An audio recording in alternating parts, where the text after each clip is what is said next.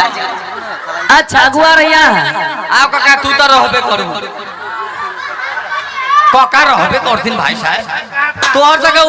ओबे तोहर जगह समय न रहो कके सके समय रह जो बेलबे एकर बाबू के बियाह भेल हां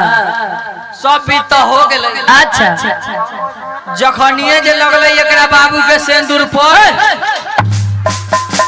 इनका माई के सिंदूर पर लगी बाबू के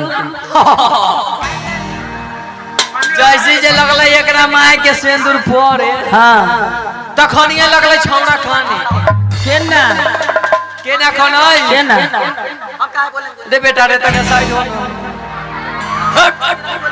केना खनई कोई बाबू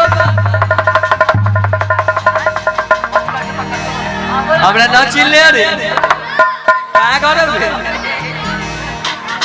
एनाइते लगले छौरा खाने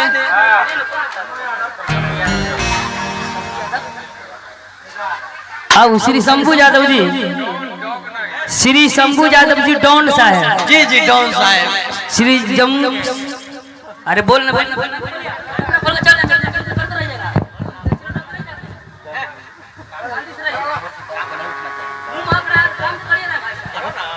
अब श्री शंभू यादव डॉन साहब जी उनका तरफ से 101 रुपया का प्रोग्राम भैया गोर लगते हैं ऐसा प्रोग्राम नहीं करते हम लोग कचरा वाला गोर लगते हैं हम लोग शांति से बैठिए भैया कीर्तन दिखा रहे हैं देखिए ना तो कहिए तो हम चल जाते हैं मंच पर से आओ तो ये बताओ वहाँ बाजा वाला चीज बाजा बजाओ बाजा सुनिएगा हाँ ट्रॉली पे वाला सुनिएगा हो करनेट वाला आज तोहरे कहछियो कथी हो करनेट वाला आज तोहरे कहछियो मौगी के बेच के करनेट खरीदला हीरो बनई छा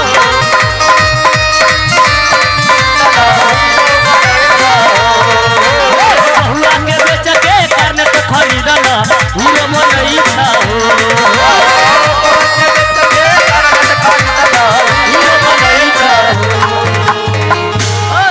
एगो बियाह की सुनाओ बियाह के ट्रॉली पे वाला सुनिएगा ना ना मैथिली बियाह के गीत ट्रॉली पर वाला बजाबी ना ट्रॉली पर अरे भाई गाना सुन भाई हम बजाइए गे तोहरे नम माली खई हलिया उठात के बलडवा से कर जवा में गे जा तोहरे नम माली खई हलिया उठात के बलडवा से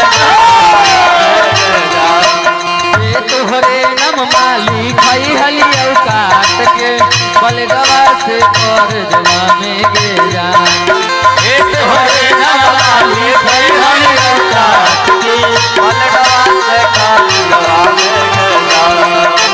हमारो के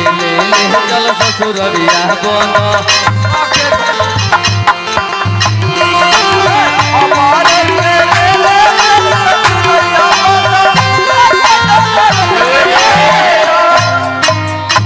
बाजा वाला आप लोग बाजा बजाने आए हैं कि गोदरेजवा में बजाने आए हैं अहाँ सब करी हम बियाह गीत बजावे ले कि ये गोदरेजवा फोदरेजवा में बजबै छी आओ भाई ये सब शादी ब्याह में चलता है कि नहीं ए बाजा वाला ए झूठे के बाजा बजा बोले रे सारा छोटा बजनिया ए झूठे के बाजा बजा बोले रे सारा छोटा बजनिया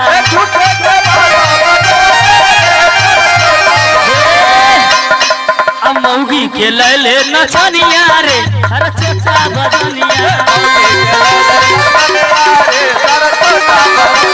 मौगी के लैले नचनिया रे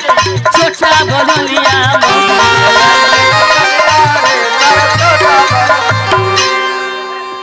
अरे छौरा रे सब गाड़ी पर है छौरे गाड़ी पर मार उखाड़ा हो काका हो चलाओ काका बियाह न हो तो चला ना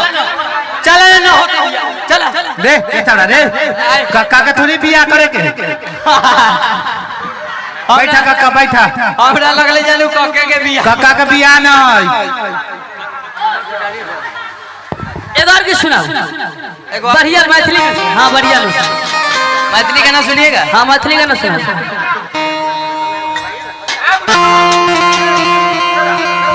एगो भक्ति गाइए भक्ति ऐ बाजा वाला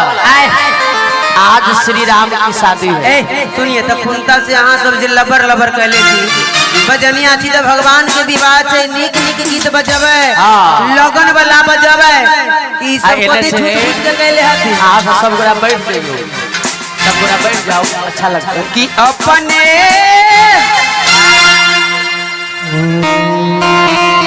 अपने तयले बरतिया आ छोट की साली कैला न लहले रे ए टोपी वाला आ छोट की साली के कैला न लहले रे कि करवाइए हो देती हो ना ए सखी ए कथी करवा देती है। रुको ना अपने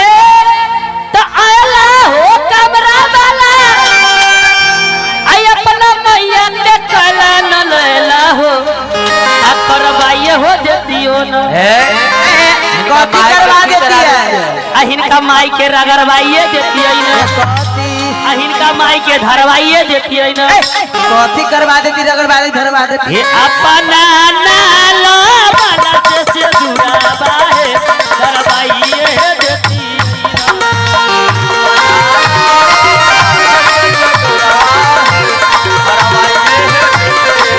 अपना भैया से यही से दुराबा है करवाइए देती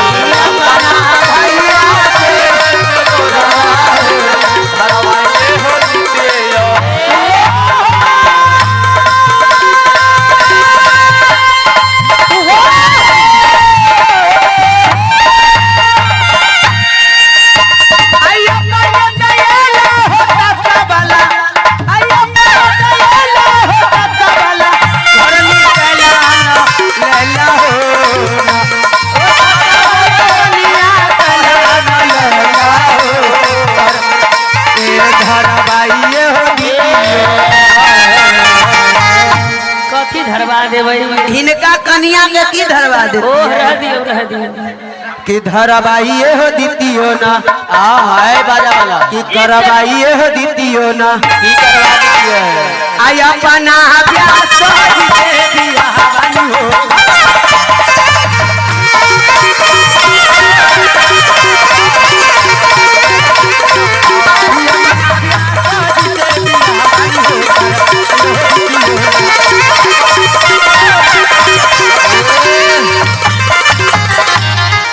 बाजा वाला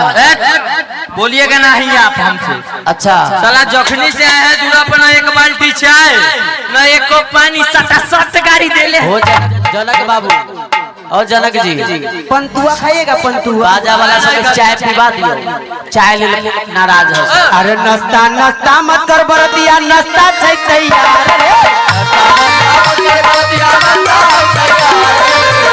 नाश्ता मत कर बरतिया नाश्ता छै तैयार रे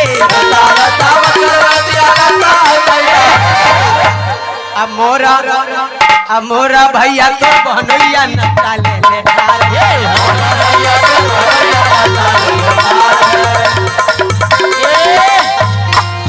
ओ कमरे वाला ना है ना आगे जाओ। तोरा मौसी के प्रणाम करूगे ने। आओ आई पर कथी लिखल है इतनी पढ़ला पलट बा पर का लिखल बा तनी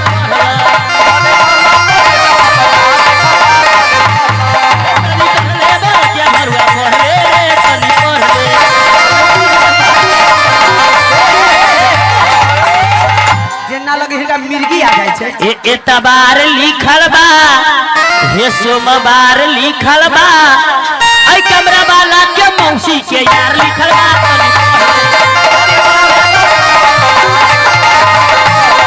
तनी पढ़ले बा के भरुआ पढ़ले तनी पढ़ले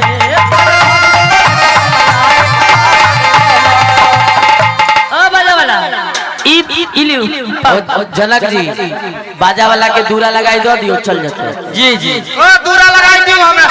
लाओ दूरा लगाई दो दियो। 1 2 3 गोरा छथिन। हां 300 रुपया कम से कम दो दियो। तब जी 100 करे जाई छी त 4 आ 4